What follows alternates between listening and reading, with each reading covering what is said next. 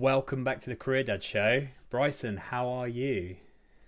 Excellent, man. I'm having an awesome day so far. Good, How good, about good. yourself? I'm good. Yeah, not too bad, not too bad. I was talking to a friend earlier saying I've felt a little bit more down than usual the last few days. I think, and one of my friends was like, "Well, what do you think it is?" And I'm like, "COVID, man. Like, what do you know this thing? I don't know. Have you felt that?"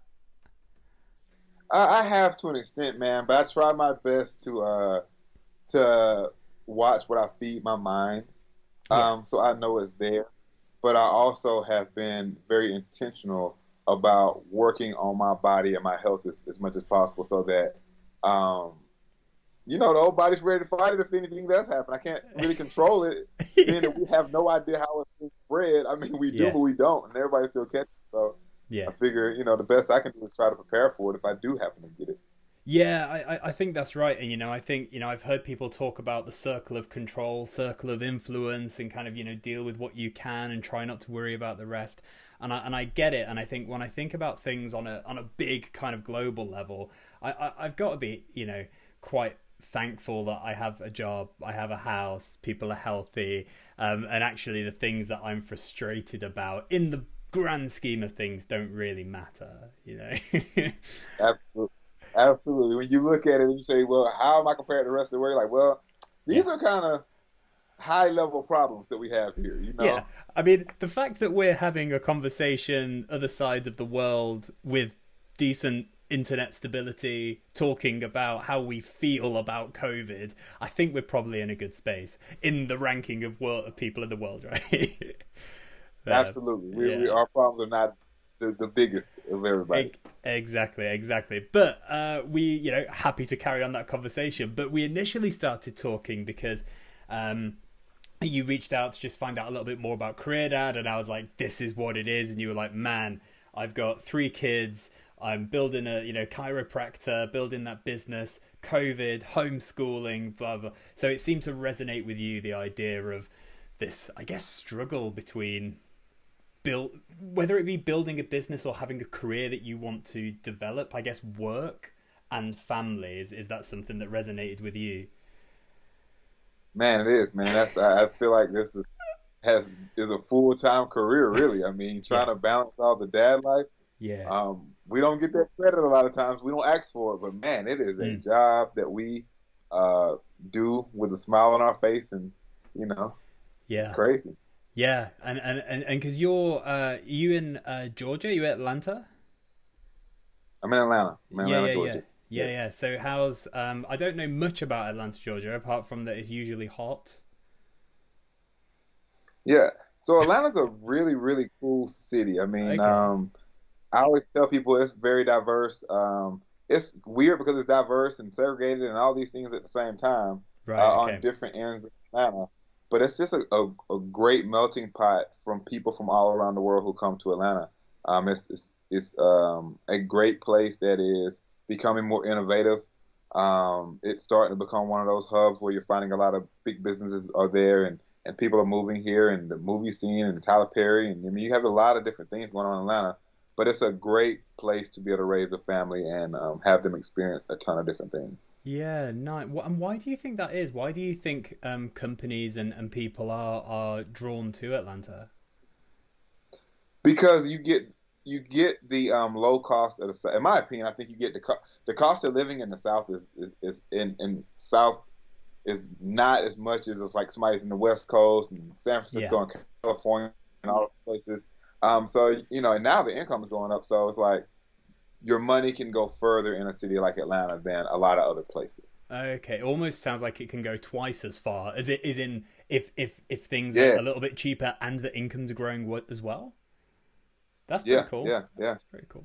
yeah. So I think because it's competitive to other places. It may not be as much as other places as far as incomes, Yeah. but it allows you to because the houses and things aren't as expensive here, and you can get more land, and it's a little more Yeah. spread out because like the country almost in places. Yeah. Yeah. So your own family. So we've you are you born and bred Atlanta, or did you move there? I'm actually from a place called Little Africa, South Carolina. Oh, okay. Yeah, it's a very Yeah. small country town.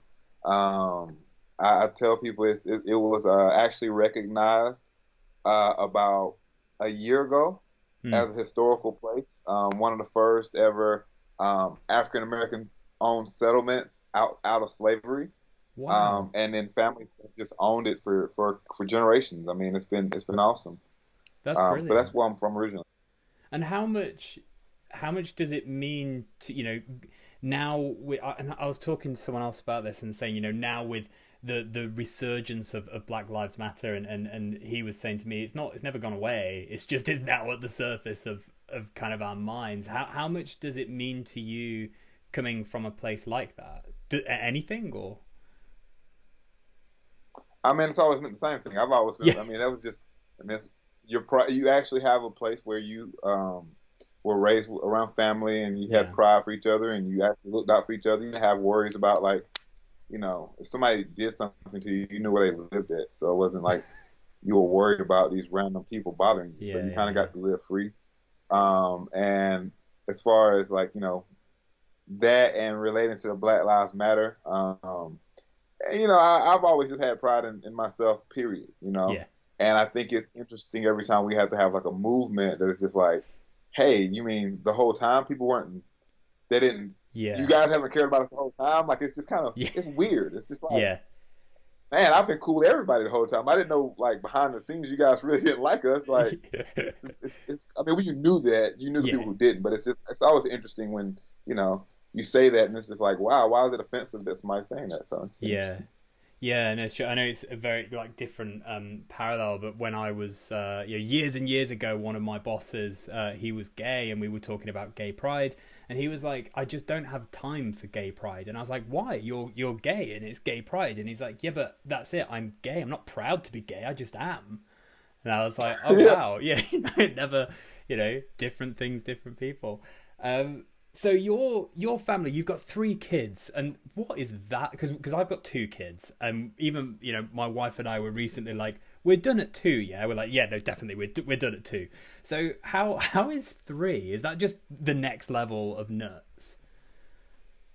Well, three has been pretty cool. Okay. I have a 7-year-old boy. He's BJ. That's my oldest son. I have a 4-year-old son named Malcolm, and then I have a 1-year-old daughter now named Maya. Wow. And so it has been a very, very interesting time in transitioning from having two boys. They're rough. They're best friends. They roughhouse all the time and all kind of stuff. And now having a girl who is like, okay, I'm here now, and I'm going to boss you guys around, but I Yeah. also want to. So it's a transition.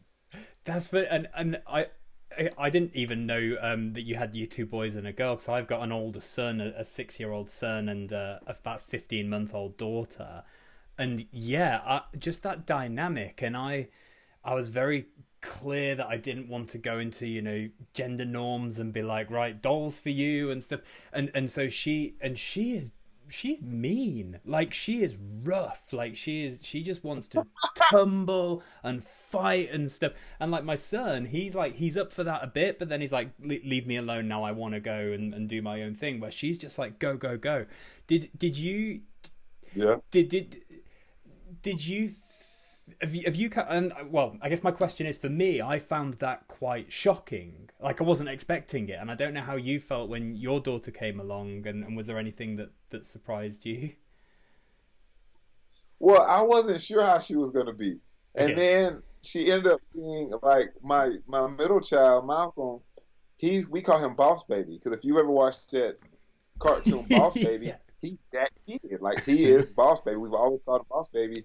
And so when the daughter came, I was just like, yeah, she'll be cool and laid back and gentle. Yeah. And then she became like Boss Baby sister. She was like the female version of Boss Baby now. So Yeah. she's just, I mean, it has shocked me because I didn't expect. To your point, I had no idea she was going to be this wild and rough. Yeah. And she's rough with them, Yeah. really rough with her brother. Yeah, yeah. And what does your eldest think about having then two boss babies? He don't care, man. Listen, he's so full of it, and he's an awesome big brother. So he just likes to Nice. be. He likes that role. Like he likes to have a bunch of kids who can run around after him because he likes to play all day. So Yeah. it's extra fun for him. He's got Yeah. people who gonna follow him around. That's true, you know, and so I'm just thinking 7 and 4. Yeah, so your age gap's a little bit closer than ours, and I think that so my son, he was 5 when his sister was born, and I think I was a bit worried about that transition because we're really, really close with my wife's parents. Like, they live around the corner from us, they're retired, we spend a lot of time together. So for the first 5 years of his life, he had 4 adults basically taking care of him. And then this little girl comes along, and everyone's still giving him attention, but nowhere near as dedicated as it was. So I was a bit worried how that was going to play out. But thankfully, to your point, like, there's sometimes he gets really annoyed with her, but I'd say 95% of the time he's just like a doting, caring, wants to be big brother, which is really sweet. Yeah. Yeah. And the change that's going to happen for you, Dan, is going to be when your daughter gets about 3 or 4, and then she's trying to follow him around, because then it's like she can communicate, and now it's more of a relationship for real, because it doesn't matter if they got a bigger difference. It's going to be a relationship, but they're going to be in the room talking to each other all the time.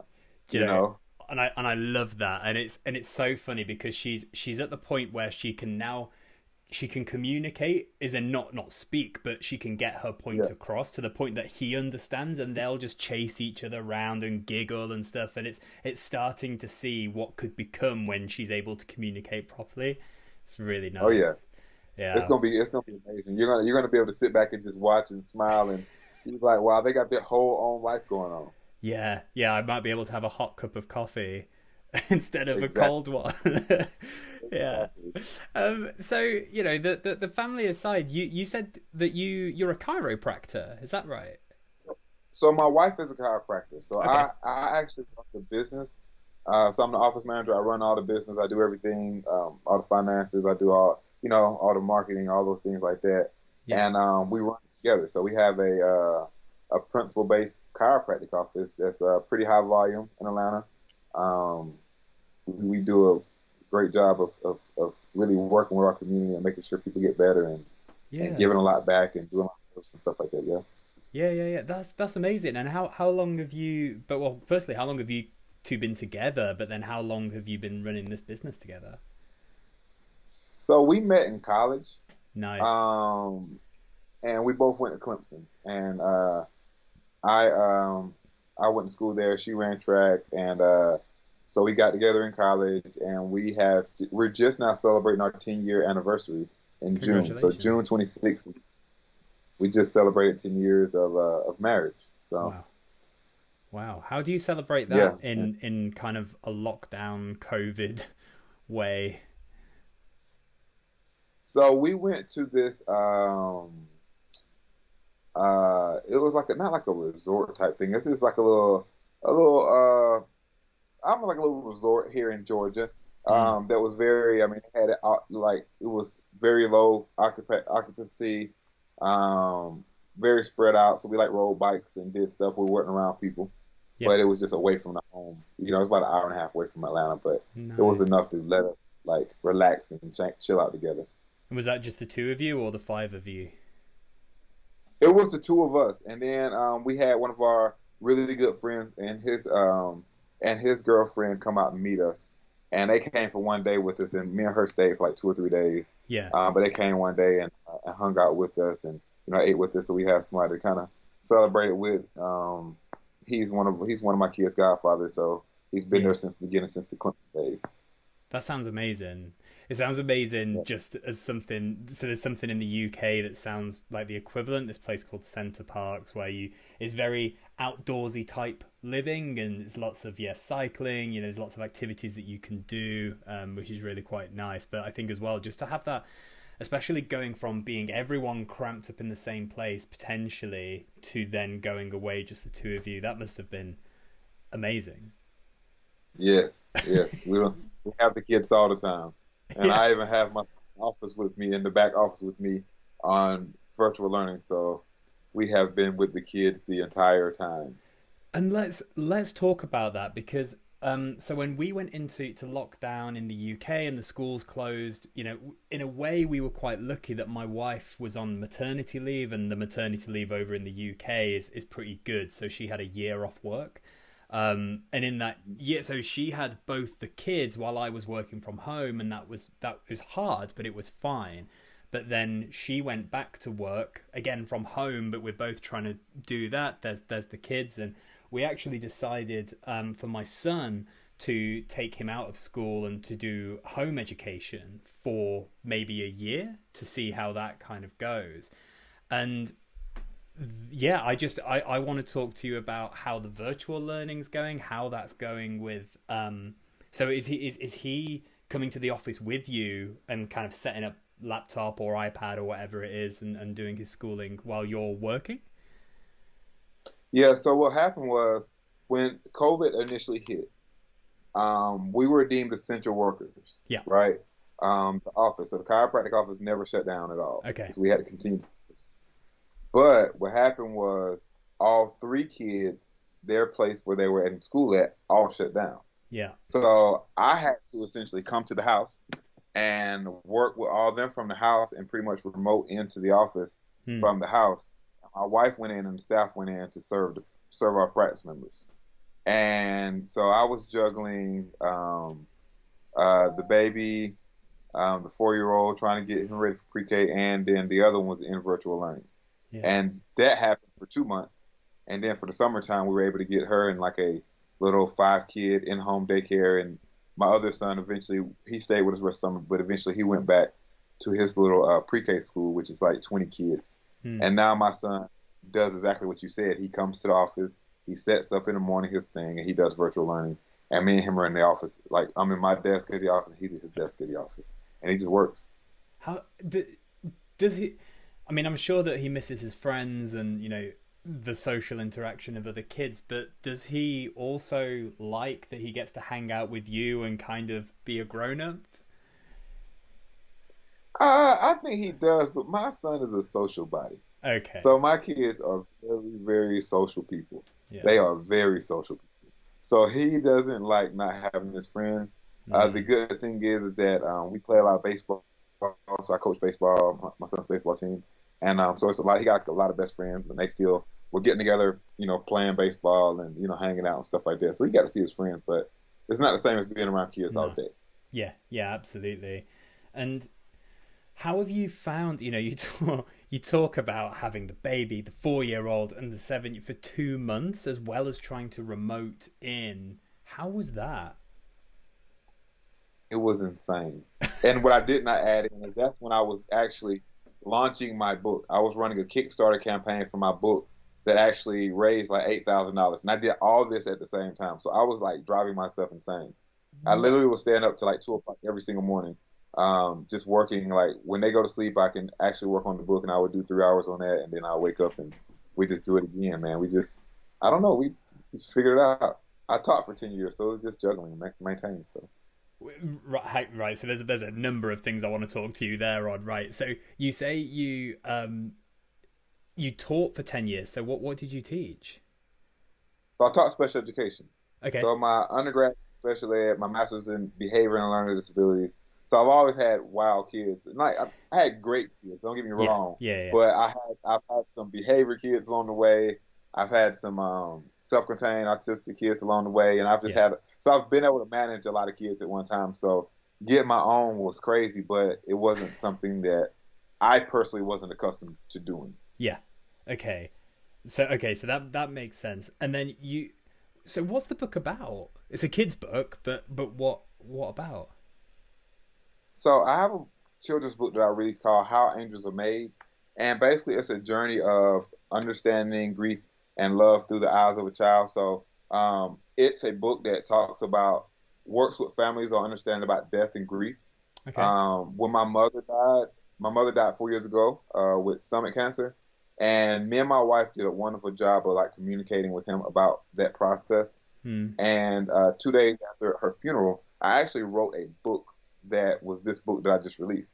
And I sat on it for 4 years, and I released it. And like I said, it's just an awesome story where it helps kids understand, like, you'll see the journey of my mother and my son's relationship, her kind of getting sick and him not being able to see, her passing, us talking to him going to the funeral, saying goodbye to her, and then, of course, him and his mom having a wrap-up conversation. just helping him understand that like your grandmother is now Angel. And it really does a good job of helping, any parent have a conversation about grief and death. So that sounds amazing. And you said you've done a Kickstarter. I'm assuming it's funded with $8,000. So do you know when the book, when you're planning to release? Oh, I've already released it. So I've released Oh. it. It got here. It got here in August. So I was working on that during the beginning of COVID. That's what I'm saying. I was doing all that stuff during the middle of COVID. Like my wife would get home. I would go to the office and record some videos, edit those videos for the Kickstarter and different promotional stuff. And then, it all ended. Like I did my Kickstarter, and it ended actually on my mother's birthday. No, it ended the week after my mother's birthday. I actually hit my Kickstarter goal on my mother's birthday. Wow. And so where could people, so I guess what's the book called and where can people buy it? So the book is called How Angels Are Made. Yeah. And you can get it on my website, which is howangelsaremade.com. Okay. I know if you're in America, it's easy for me to ship it out there. I'm working on getting getting it on Amazon. I got really high quality books printed, so that I could send out in America. And I think I'm going to have to go through Amazon or somebody to at least have the access to get copies so it can become overseas. Yeah, that's really cool. I'll make sure, because I know that I think it's about 30% of people who listen to this podcast are from the US. So I'll definitely make sure to include that link as well. And I'll definitely want to check that out. That sounds really cool.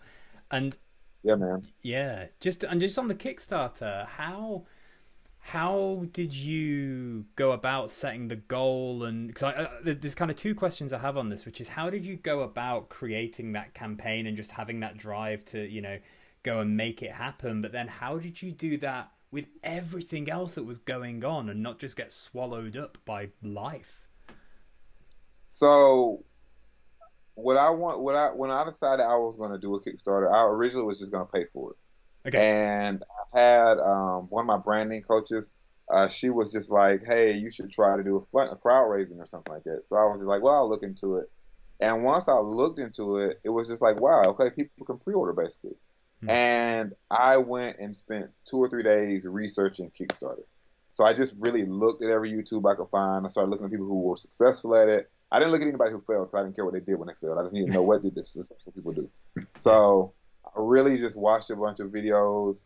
And then the next thing I did was started recording videos of myself, like talking about the book. And this is going to sound weird, Dan, but I went and then studied Adobe Premiere so that I could edit my own videos. Because I didn't want to spend any money. I was cheap. For sure. And I just edited all the videos and just started putting it out there, man. I got a really awesome, like I said, village of people and network of people. And they really did a good job of like taking care of me, man. I sent out text messages to my friends and stuff, and I would send it out, and I would get like a response. An hour later, done. They've already bought, and they've like donated $100. Wow. And it was a humbling experience, but it was also a motivational experience to know that like, oh, I got people who really like, they're friends, but they're not just friends in theory. Like they're friends because they're supporting and they want to do well, and they trust that I'm going to deliver a product that's going to be worth their dollars, not just put some random material out there. So I got to figure out a way. I'm going to send you one day, and that's what I'm going to do. I'm going to send you a family. So I appreciate that. I want to make sure you guys have one. Thank you. Because for me, it's the message that's the most important, because we all have to deal with death and grief. Yeah, it's so true. And I think even with COVID that's going on, and I have to explain to my son things like we can't go and see so his great nan, so my wife's nan, is in a care home. We can't go see her right now. My parents, they live in another part of the country. We can't go see them right now. And whilst it's not the same as of grief of loss, it's still, everyone's lost something, whether that be you've actually lost a person or you've just lost the ability to go to a shop when you want to. And I think that there's a whole spectrum of grief, and anything that helps, particularly with kids, get that message across has to be a positive thing. Yeah, absolutely. Yeah. Absolutely agree.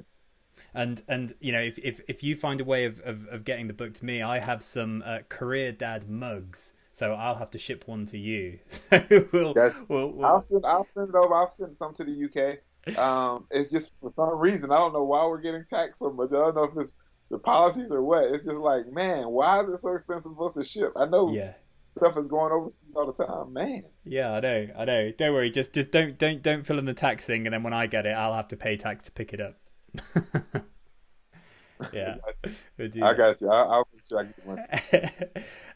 So yeah, so then the just the second part of that was how did you, like you say, you're office manager for the chiropractor. You're kind of sounds like you're running the house as well, like do home, kids, and then on top of that, doing the book, like doing the Kickstarter, and not just putting a Kickstarter together and sending out some text, but learning Adobe, learning like how did you, how did you just, what made you carry on?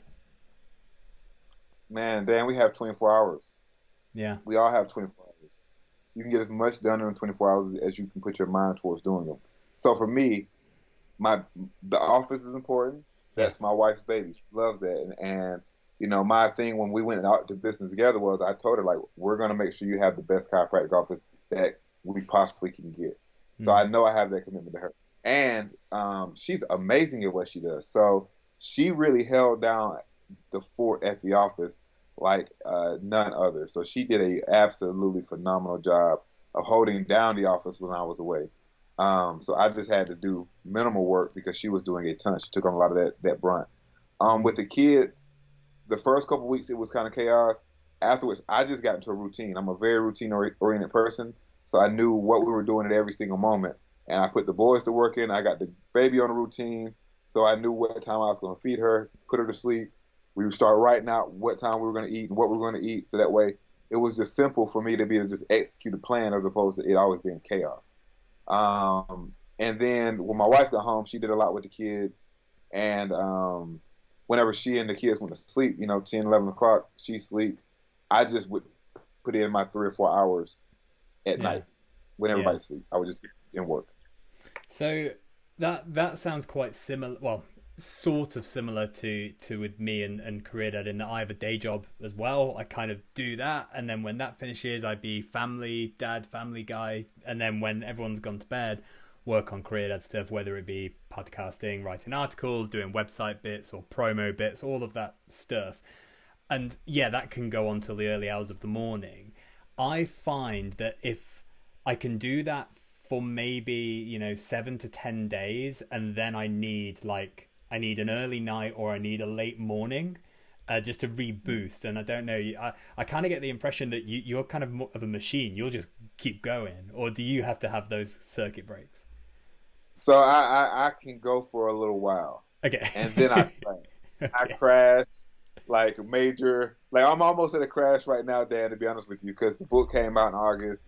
I had to ship it. I've shipped out over probably 600, 700 books, Wow. and like I have been going so hard with the marketing and all this stuff like that, and now I just feel like my wings are just crashing and burning, and I just need like I just told my wife like I was in creative mode for months, Yeah. and now I think I just need to read books because what I'll do is I'll go through creative modes and then intake modes where I think I'm just gonna like sit back, read books, get my mind not thinking about all the stuff I have, just let it all go to the side for like a week or so. I'll Yeah. just maybe not try to even sell any books, not do anything because it's not like I got to do it right now or the book's going somewhere. I need to Yeah. like spend my time rebooting so that I'm not Yeah. burning the candle at both ends.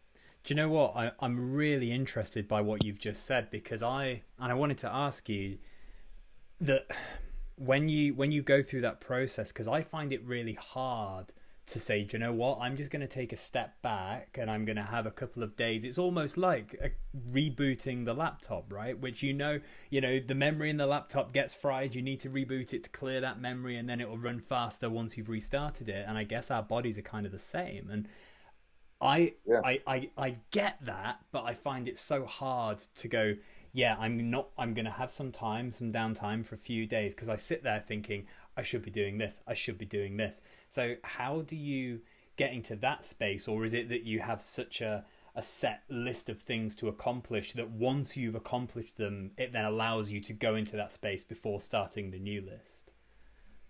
So it's the second. It's the Okay, second. So I always have a. I always. I'm gonna give you a weird thing about me, Dan. It's gonna sure. sound. It's gonna make me seem like a weird. Nah, not weird, but planned out. But so last year, I actually went with one of my accountability partners to New York, and it was before New Year's, the weekend before New Year's, and we took 3 days and we planned out our whole year. Wow. So I planned out the next 5 years for myself, and I knew what I needed to accomplish for this year. So when I do that, I break it down into like 5 year, 3 year, 1 year, 6 month, 3 month, 1 month, like where I need to be. So I set the goals for myself. Once I hit them, I don't keep pressuring myself. Like I relax. It's like, all right, I got it done. I can relax. I don't put a lot of pressure on myself because it's a marathon. It's not a race. Mm-hmm. Like it's no race at all in anything that we're doing. So it kind of allows me to know I've checked off all these things and now I'm just going this way. And I mean, that sounds amazing. Like, it sounds terrifying and amazing to have a 5 year, like, such a detailed plan. How adaptable is that? When, if you get 18 months in and you're like, shoot, yeah, adaptable. Yeah, because I'm not necessarily saying I can't change it because I'll do it every year.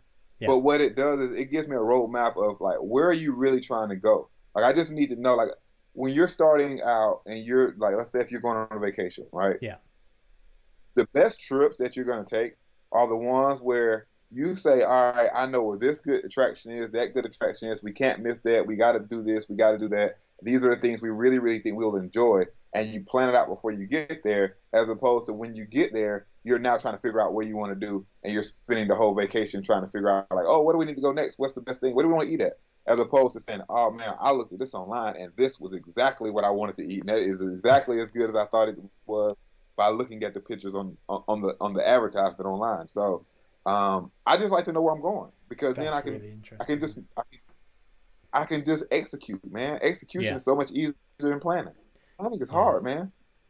I think, that's really interesting because I'm definitely more of a let's rock up and see where looks good as opposed to looking online. So I'm like, I'm thinking, how do I do this? And yeah, I don't know, maybe for me it's more baby steps of, planning half the vacation and freewheeling the other half or, something Yeah. like that. Yeah.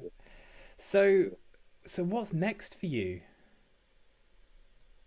I have some stuff planned out. So Hmm. with number one with my book, I have I'm working on two accompanying books. One is called A Journal of Angels, and it's an interactive book for kids. It walks them through the different grief stages. It'll have some of my stories in it that I've dealt with from grief, and then it'll also have a section at the end where they'll actually be able to have a tab for anybody who passes in their life. So that Right. way they'll be able to like put a collage with them and that person. They'll be able to put like what are their biggest memories, what did they learn. They'll be able to write like a letter to that person. So that way they can carry on those raw memories forever. So they could give it to their grandkids or their kids and say, hey, this is when your grandmother passed or your great grandmother passed. This is our pictures together. This was what me and her went through together. So that those type of stories don't die when that person dies and it can kind of live forever. And then there's an accompanying thing that's called Guiding the Journey. That's for the adults. That helps adults walk them through the children's book and the journal. Because a lot of times what happens with adults is we have a rough time explaining it to kids because we're grieving ourselves. Yeah. And we're not all just prepared to be able to handle that conversation. So I'm putting together something that just is a ready-made kit for parents and or social workers or therapists at school to be able to have a better hold and grips of the conversation when it comes to death and grief and not be something that we're all terrified of. Yeah. That both of those things. I really like the idea of an interactive book that is, you're reading through a story or you're learning kind of a neutral story, but there's also a space to put your own story in there as well. I think that's really cool. Yep. Yeah. Next And year, 2021, I got two books, man. I got two more books that are coming out in 2021 that are actually kids' books again. Big Brother University, which will be like my son, both of my sons, my older son preparing my younger son for my daughter to be here. So he's gonna like walk him through the wow. rope, becoming a big brother. And then the other one is going to be Princess Maya is here. So it's going to have the baby girl on the scene, Boston, and them trying to figure out how to maneuver through having a new baby sister. That's So, awesome. I mean, is this part? I mean, it must be part of your 5 year plan in some way. But how big a part of the it? Sorry, how big a part are the stories in your 5 year plan? they're a it's on the personal portion of it of like personal accomplishments I want to do. Because for me, it's not about the books; it's about like the impact, Okay. and how to do it, and and also being being African American man, there are not a lot of books that I can buy that have some of these stories in them Yeah, that yeah, my kids will look like them. So I also want to make sure that we have a genre of books about black families, so that people can see that as we look at that, and especially in America Hmm. and other places. Yeah. Now, it's really interesting that you say that it's part of your personal development because I can see almost like a business empire growing out of this, but that's not your reason for doing. It's for just helping. Yeah. Now I am very astute with business. So that is a part of it. That's not why Sure. I'm doing it, Yeah, yeah, yeah, but that I'm gonna make sure that the business is ran good because that's just I mean I run a business now, so I'm gonna make sure yeah, that part is done well. yeah, But for me, it's like the guys who make Sesame Street, yeah, they probably love the money and everything like that. But I'm pretty sure that they love changing the lives of little kids around the world. yeah, yeah. Absolutely. And I think if you go into business trying, if you the foundation of your business is to make money first and foremost, it might work, but how much love and passion are you going to feed into it versus doing something that you know is helping people and changing people and it makes money as well? Then that's pretty Yeah, cool. Yeah. yeah, yeah. Yeah. So the final thing that I wanted to ask you was around parenting advice. What is the best piece of parenting advice that you've either received or that you would give to someone? Every kid is different and treat that kid accordingly. So for me, I'm learning now that I'm going to let my kids do whatever it is that one wants to do. And I'm not going to put boundaries that they need to be the same, they need to learn the same. If I found out that one of my kids need to be homeschooled, one of them need to be at uh, public school, and one of them need to be private school, they will be in three different types of schools Yeah. because it matters about growing them. Because I'm not trying to grow good kids, right? I'm trying to grow good adults. And that's how I'm approaching my parenthood. Is that I'm not trying to grow good kids who sit down and are just I'm trying to grow good adults who are good human beings and can Mm. contribute to the world when I'm gone. And that's just my biggest thing. Treat your kids as if you want them to be as adults. And sometimes you're gonna have to be the parent all the time, actually. But have the end in mind of like, hey, I want my kid, and that shouldn't be based off of education and those things either. Which is like, I just want my kid to be a doctor. Like, no, that kid should be whatever they want to be. That's gonna make them happy and make them productive in life. Yeah. I love that, and I really love that's definitely going to be a quote of you're not raising kids, you're raising adults. I love that. I think it's so Yeah, powerful. Yeah. yeah. Bryson, thank you so much for spending some time with me. It's been really great speaking with you, and just best of luck for everything that you're doing. Appreciate it, man. And this is like I said, this was really cool. When I saw your podcast, I thought that it would be a great idea and a great show and all those things like that. So I really wanted to make sure that we had a good conversation with the podcast. So I really appreciate you having me on. I look forward to seeing some things with the Career Dad show, and overall I appreciate it, man. No, thank you. Likewise.